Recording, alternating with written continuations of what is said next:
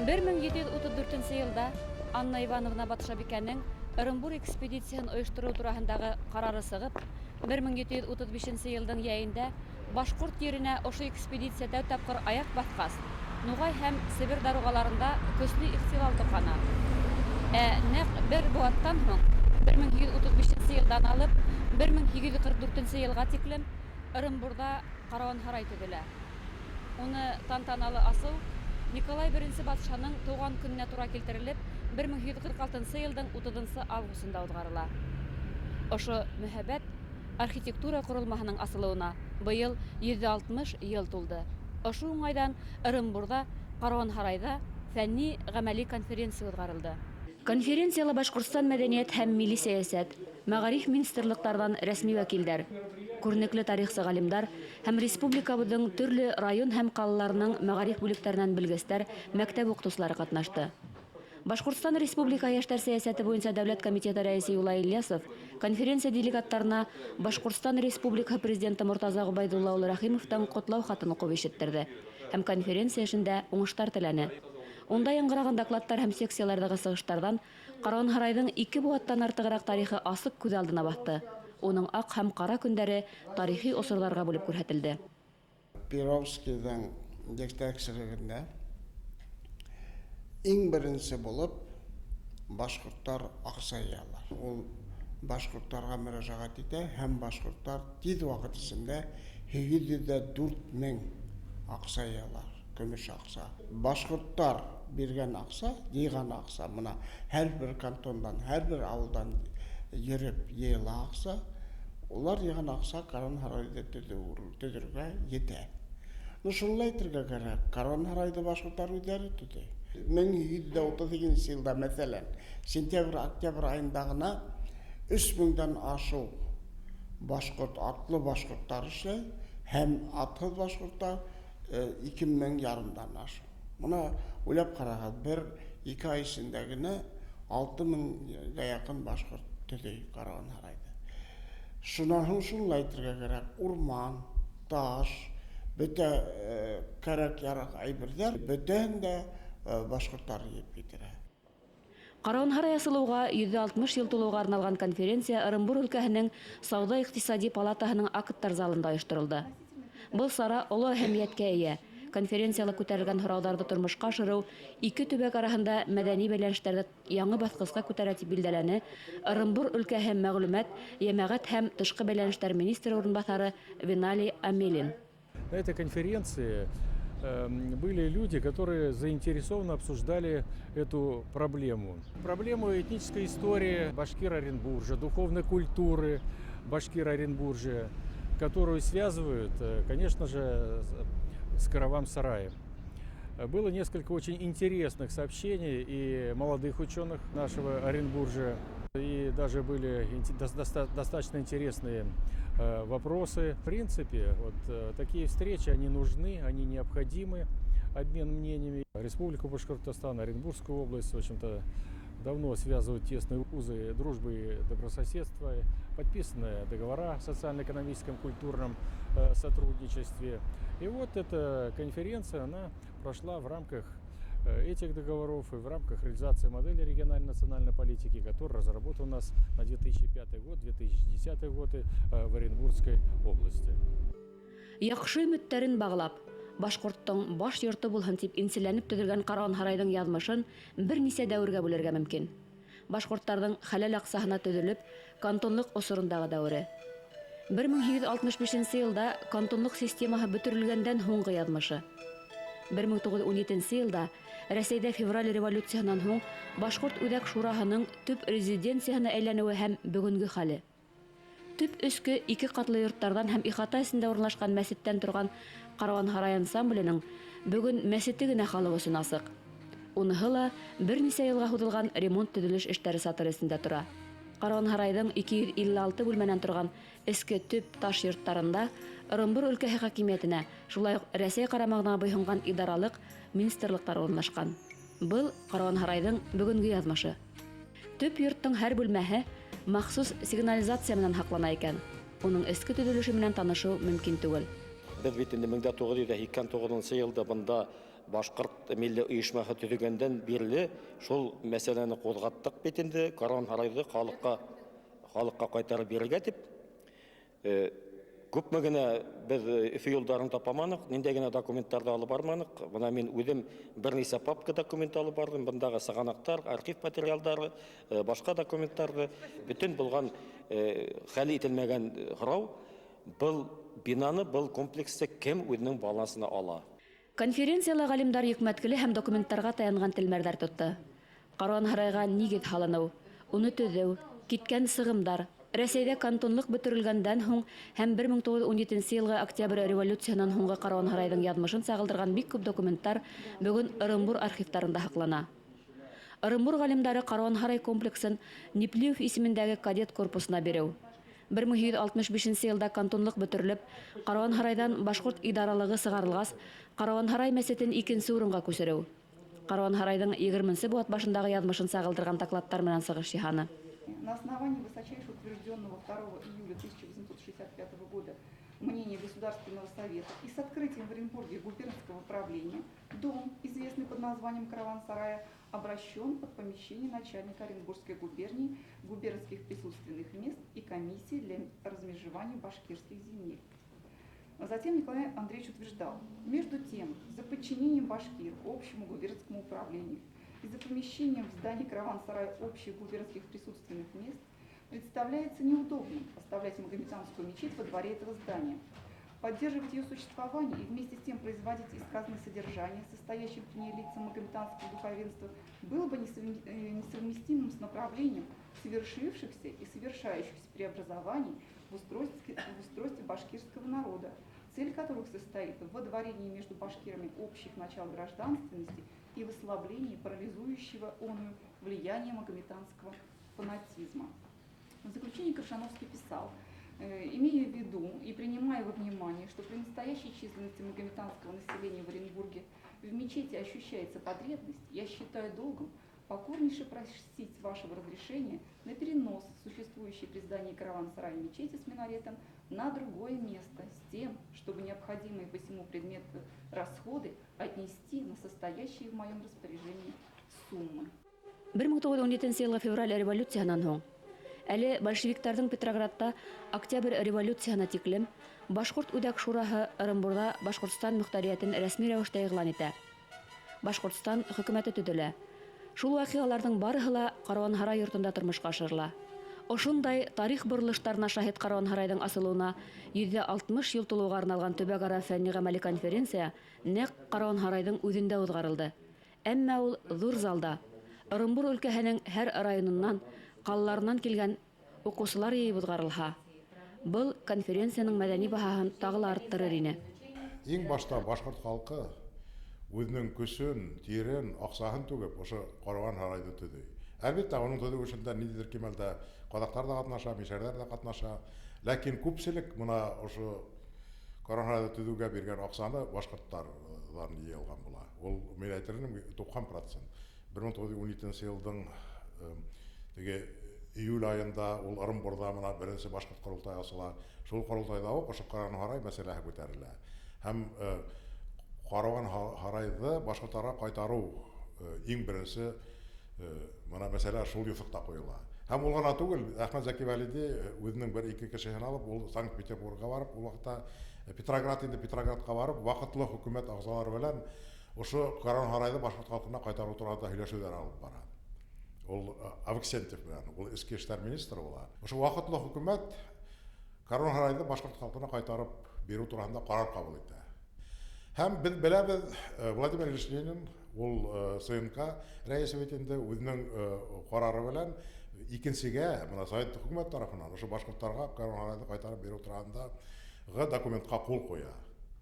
Ошо юнәлештә ниндидер эш башкарыла, хатта Каруан һарайда башкорт педагогия техникумы ачыла, ләкин кызганычка каршы 30-нчы елларда был Каруан һарайдың мәчете генә түгел, ошо Каруан һарайдың бүтән биналары Ырымбур кала исполкомының карамагына күчә. Һәм хатта ошо безнең техникум ябыла. Техникум Ырымбурда мына Каруан һарайдан китеп, безнең мына Хәрге Темеш авылына барып урнаша. Әлбәттә, без Каруан һарай турында күп һөйләйбез. Оның турасында Башкорт Караван һарайы элекке вакытларда беттән бөтә документларда Караван һарайы Башкорт Караван һарайы булып үткән. Әйтәбез, ул бөтә ердә Башкорт Караван һарайы дип язылып килгән. Хәзерге көндә Башкорт дигән һүзе төшеп калып, Караван һарай дигән генә һүз торып калганлыгын бөтәбезгә лә аңлашыла. Ни өчендер безнең өлкә хакимияте башка халыкларда Орынбурда торган ошо Башкорт халкы төзегән, әлбәттә бу дур корпустың төзелүендә Башкорт халкының роле дур икәнлеген күрһәләр дә, бер вакытта ла уны Башкорт исеме менән әйтергә тырышмайдар. Бына был соралар менән бит тагыла бер тапкыр үзебезнең Караван һарайдың Башкорт Караван һарайы икәнлеген халыкка җиткерүдә мотлак кирәк дип таптык. 1917 елның 20 июлендә Орынбурда беренче башкорт корылтай узгарыла. Корылтайда Башкорт Үдәк шураһының идара комитеты һайлана. Яңа идара башкорт мәдәниятенә кагылышлы башка мәсьәләләр менән Орынбур Караван һарай бинаһын мәсете, баксаһы менән башкортларга кире кайтару мәсьәләләрен хәл итү өчен бер делегацияны Петроградка Керенский хөкүмәтенә ибәрә. Бұл мәсьәлә 1915 елда ук Дәүләт Думаһында Зәки Вәлиди менән бергә эшләгән Дума депутаты, адак вакытлы хөкүмәт башлыгы булып киткән Керенский ярдәмендә тиз генә ыңгай хәл ителә. Абруйлы галим, 20-нче буат башындагы Башкорт милли азатлык хәрәкәте, Әхмәт Зәки Вәлиди һәм Башкорт автономия төзелүе турасындагы монография авторы профессор Марат Колшарипов конференцияла Орынбур башкортларының азатлык хәрәкәтендә ничек катнашуы, уларның данлыклы шәхестәре Сәгыйть Мирасов, Мстислав Кулаев, Аллабирди Ягъфәровтарның эшмәкәрлеген күз алдына бастырган йәнле телмәр тотты. Уларның барыһының да эзләре ошо Караван һарай хукмактарында калган. Таким же видным общественно-политическим деятелем башкирского национального движения начала 20 века был Аллабирди Нурмухаметович Ягъфаров, уроженец деревни Беляутамак, ныне Кувандыкского района. Вот, к сожалению, о нем мы мало знаем, вот и даже историки и исследователи, не говоря уже о широкой общественности. Между тем, Аллабирди Нурмухаметович Ягъфаров был одним из тех людей, кто стоял у истоков башкирского национального движения. Архивта эшләгән хезмәткәрләр, алар шул хәтле матур итеп архивта булган менә Караван һарайның тарихы, Караван һарайды 30 елларда ничек ябырга уйлаганнарын, шуннан инде ябып куюларына арнап бик кызыклы документлар китерделәр. Шуны әйтеп үтәргә кирәк, 36 ел был техникумда ябып куйдылар бит инде. Мин атайымдан да ишкәнем бар, шул вакытта атайым укыган булган әлемдә техникумда. Мин үзем Красногвардейский, мин иштеп үттем инде, менә Караван һарай, менә Караван һарайлар безнең авыллар төзегән икән дип. Бүген аспирантлар бик матур доклад эшләннәр, Орынбурдакылар, Айдаров турында бик матур докладлар булды бит инде, материалдар яхшы. Мин әйтермен, бик объектив, карашыларда бик төпле. Шуның өчен дә Орынбурдага рәхмәтле дип әйтермен. Бұл фәнни-гамәли конференция осраклы гына Караван һарай бинаһында узгарылмай. Чөнки Караван һарай 20-нче буаттың 30-нчы еллары уртаһында ук башкорт халкының кулынан китә. Әлеге көндә Караван һарайдың төп эске бинаһында берничә федераль һәм өлкә дәүләт оешмалары урнашкан. Беренче һәм икенче бөтә дөнья башкортлары курултайында Башкортстан Республика хөкүмәте менән Орынбур өлкәһе хакимияте арасындагы рәсми һөйләшүләрдә берничә тапкыр Караван һарайды башкортларга кире кайтару һорауы уртага халып һөйләшелде. Әмма ошугаса бул һорау асык килеш кала. Орынбур башкортларын күрергә дип ашкынып, талпынып килдек. Безнең тамырдарыбыз һезнең белән тоташкан. Чөнки безнең өләсәйләребез, олатайларыбыз ошо ердә бергә аралашып дус һәм тату яшәгәннәр. Бул башкорт ере. Без туган булып, дус булып калабыз. Безнең максаттарыбыз бер, тату яшәү һәм киләсәктә элекке ошо Караван һарайның данын күктәргә ашыру, уның данын балаларыбызга yetkерү, милли рухты үстерү. Бөтә балалар да ошо милли ерлектә, ошо күркәм бинаны сыккан ардаклы кешеләрнең дандарын белһендәр, уларның эштәрен дәвам итсеннәр, туган телләрен, туган халкын яратсыннар. Мәгърифәт үзәге элекке безнең башкорт ере Башкортстан белән элек-электән Орынбур губернияһы булып берлектә булган бит инде ул. Адактан гына уже Башкортстан бүленеп сыккан дип әйткәндә була, ул тотыш Башкортстанды, Оренбур өлкәһен бергә берләштереп торган. Каруан Һарай хәрби губернатор Василий Перовскийдың башлангысында башкорт мишәр гаскәрләренең кәнсәләре һәм ситтән килгән мөселманнарга тукталып китү урыны максатында төзелә. Туктар тукталка ла булырдай.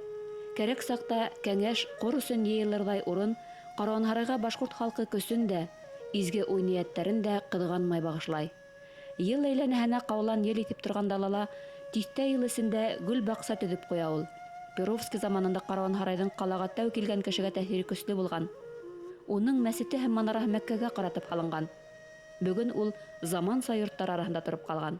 Так вот, неотвратимая угроза над этим архитектурным комплексом нависла в 1925 году. Тогда в Горсовете рассматривалось предложение о ликвидации караван-сарайского сада, который был разбит еще в 1852 году. Предполагалось провести через него мощеную улицу с тем, чтобы сделать к самому зданию подъездные пути. Это предложение было утверждено в феврале 1926 года. В 1927 году профсоюзный комитет вынес новый проект – слить сады караван-сарая и Карла Липкнехта, бывший Тополевый сад, и вот в этом месте, в объединенных садах, устроить стадион. 6 апреля 1928 года президиум Губысполкома утвердил данный проект. В соответствии с принятым решением были произведены первые работы. Снесена ограда, образовывавшая перед минаретом полукруг, и разобран фонтан, который находился внутри нее. Тогда это вызвало возмущение коллектива педтехникума, который располагался в основном в здании караван-сарая. Но не только.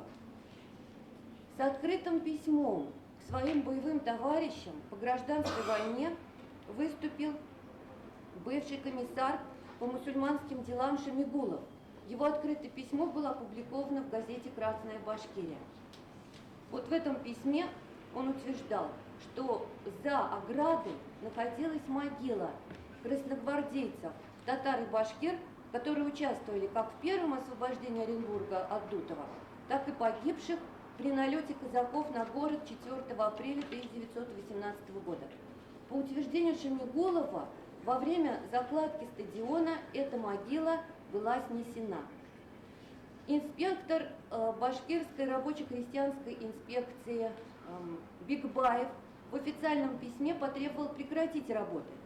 Главным аргументом Бигбаева также было произведенное во время строительства уничтожение могилы красных башкирских партизан. Однако он, как мы увидим далее, первый и последний указал и на музейную ценность комплекса, обвинив Горсовет в нарушении закона об охране памятников. Каруан Һарай эргәһендә парк төзелә. Был бит инде ялан як. Ялан башкорт җирләре, Оренбур яктары. Оренбур калаһы яланда тора. Монда агачлар үсмәй. Ул якынса 5 гектар була. Ер бөтә Башкортстандан төн яктан башлап Каридел буеннан, Агыйдел буеннан монда агачлар китерелә, утыртырга. Һәм шулайтып, үзе вакыты өчен ошо 5 гектардан ашу ердә мәһәбәт парк эшләнә. Бәхетсезлеккә каршы ул паркты юкка чыгаралар. Каруан Һарай безгә карай, без дә уга карайбыз. Халкыбызның тире, каны хызлап торган ярабыз. Манарагы, кирбез ташы, агасы һәм нигезе башкорттыкы түгел, ул башканыкы.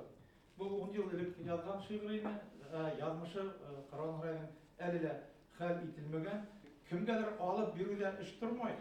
Күз алда нисеп төзелгән, ана шулай итеп аны кулланырга. Минем уемса, иң алдында башкортларның лицее булырга тиеш, я музее булырга тиеш. Һәм башка башкорт халкының үзенең көнкүреше белән бәйләнгән төрле эшләр ана шунда эшләнергә тиеш. Оренбур өлкәһе менән Башкортстан араһында икътисади, мәдәни бәйләнештәр 1990 еллар башынан йәнләнде. Оренбурда елда Башкортстан мәдәни көндәре, өлкә башкортлары һабантуй уҙғарыла. Әлеге көндә өлкәнең 44 мәктәбендә башкорт теле туган тел буларак өйрәнелә. 12 башкорт мәдәни үзәге эшләй. Башкорт телендә Караван-Һарай өлкә газеты нәшер ителә. 2004 елда Ырымбур өлкәһе менән Башкортстан өчен мөһим вакыйга булды. Ырымбурда рәсми рәвештә Башкортстан вәкиллеге асылды. Вәкиллек асылу ике төбәк араһындагы хезмәттәшлектең күләмен һәм сифатын арттыру мөмкинлекләрен бирде. Әле вәкиллек өлкәләге милли үзәктәргә милли авыл, ягъни Ырымбурда яшәгән бар халыкларның да мәдәниятен бер ихатага йыйып, парк-музей, парк-офис эшләү проекты менән яшәй. Конференцияла Ырымбур башкортларының бүгенге мәдәни тормышы мәсьәләләре лә көн үҙәгенә сыҡты.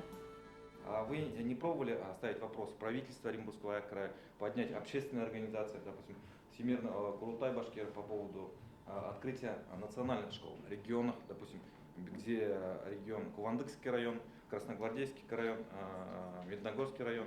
Вот. Каким образом хотя бы была ваша попытка решить данный вопрос? На федеральном уровне убрали полностью школы для, с русским неродным языком. То есть родной язык полностью убрали и отсылают полностью на национально-региональный компонент. Но мы на уровне области сделали свой базисный план и сказали, там подняли его наверх и сказали, обязательно изучение 3 часа в неделю. Кто там нарушает в районах, ищите, нарушают, значит, директора, нарушают, значит, те, кто не болеет душой за свой народ. Караван-Һарай ул башкортларның элек-электән башкорт халкының бик шундай милли үзәгенә әйләнгән фәһемле сара булды бул. Без монан бик канәгать без бул сорашуда. Шуңа күрә киләсәктә лә мондай сорашулар еш булһын дип һәм булыр дип уйлыйбыз инде.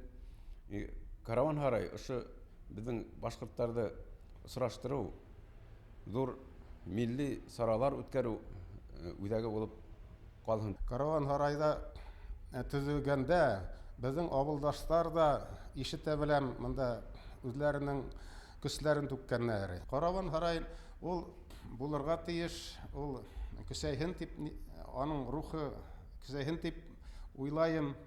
Шуны инде бергәләшеп яшәүгә ниетмәй. Конференцияда катнашучылар 3 төркемгә бүленеп эшләнә. Ырымбур башкортларының этник тарихы, Ырымбур башкортларының этнография һәм хәзерге мәдәни үсеше дип аталган секцияларда, югары уку йортлары талиплары төркемнәрендә Ырымбур Караван-Һарайына нигез һалучылар. Уның мәсетенең 100 ел дәврендәге эшмәкәрлеге, Караван-Һарайга төрле заман чиновникларның мөнәсәбәте, уның революция уттары эсендә калу турында күп мәгълүмат яңгыраны. Хөкүмәт һәм йәмәгать эшләре менән Ырымбурга килүче Рәсәй түрәләренең, күренекле шәхесләрнең юлъязмаларында, куен дәфтәрләрендә Караван-Һарай турында теркәлгән язмалар да бүген тарихи әһәмияткә ия. В марте 1929 года с инспекторской проверкой в Оренбург прибыл Анатолий Васильевич Луначарский. Караван-Сарай произвел на него неизгладимое впечатление. Он затем опубликовал впечатление своей поездки в своеобразном очерке, который называл «По среднему Поволжью». Вот как он писал. «Это прекрасное здание с превосходным архитектурным памятником посередине, высоким стройным минаретом, обслуживающим небольшую, по-видимому, более нового происхождения, полукаменную, полустеклянную мечеть. Само здание обширно, охватывает покоем центральный храм». Караван-Һарайды башкорт үзенең аксаһына, үзенең yerендә үзе төзегән. Ырымбур губернаторы Перовский итәкчелегендә. Но Перовский үзе лә әйтә, был башкортларның өйе. Без башкортлар өчен төзелгән аны. Менә хугышка китергә ингән, или хугыштан кайткан башкортлар монда туктарга тиеш, буш яшәргә урын булыр һәм башкалар дип. Ул берничә мәртәбә Караван-Һарайды башкорт өйе дип китә. Biz de şunlay diп уйлайбыз. Башкорт өйе буларак Караван-Һарайда мына башкорт мәктәбе булырга тиеш, Ырымбур башкортлары укырга тиеш, башкортча библиотека, башкортча балалар бакчасы, башкорт үзәге булырга тиеш дип уйлайбыз. Бүтән Караван-Һарай комплексын башкорт халкына кайтарып бирү мәсьәләсе әлегә тиклем хәл ителмәгән. Кызганычка каршы дип әйтәйек инде. Бит моны уйлап карап, безнең моны Башкортстанда бит төрле халыкларның шундый үзләренең Мәдәни құмартқылары бар. Улар бит барлыгы кайтарып бирелеп бетелде. Менә безнең Өфөлә әйтәйек. Теге сиркәүләр, башка корылмалар. Ләкин менә Орынбур итәкчеләре белән безнең ничектер шул һөйләшүләр алып бару ыңгай һөҗүмтә бирмәй. Без үзебезнең Башкортстан хөкүмәтенең алдында шундый бурыч куярга уйлайбыз. Ошо Караван Һарай мәсьәләсен тагы бер тапкыр күтәреп карарга кирәк. Федераль кимәлдә. Менә Орынбурның идаралык итәкчеләре белән һөйләшү ул бернинди дә файда бирмәй. Буны только федераль кимәлдә генә хәл итәргә кирәк, Мәскәүдә хәл итәргә кирәк. Ошо Караван Һарай бинаһын башкорт халкына кайтарып бирү мәсьәләсе. Әле бу хәл ителмәгән һәм уны хәл итү юнәлешендә безгә бик күп эшләйһе бар әле. Караван Һарай буенча 2 төбәк Башкортстан Республика хөкүмәте һәм Орынбур өлкә хакимияте арасында һөйләшүләргә нөктә куелмаган әле. Ул архитектура һәм тарихи комартқы буларак 1960 елда дәүләт яклау астына алынган. Киләсәктә Караван Һарай иң башта тәгаенләнгәнсә халык мәнфәгате өчен хезмәт итһен. Халыкка мәсете генә түгел, үзе лә асык булһын. Федераль яклау астына алынган бинаның бөтә дөнья архитектура комарткаһы буларак ЮНЕСКО хагына индерелергә хаклы дигән карарга килде конференциялә катнашучылар. Башкортстандың үз ирке менән урыс дәүләтенә кушылуына 450 ел тулу айкын үткәрелгән саралар сигендә был һорау Россия Федерацияһы, Башкортстан Республика хөкүмәте һәм Орынбур өлкә хакимияте даирәләрендә ыңгай яуап алыр дигән фикер уята.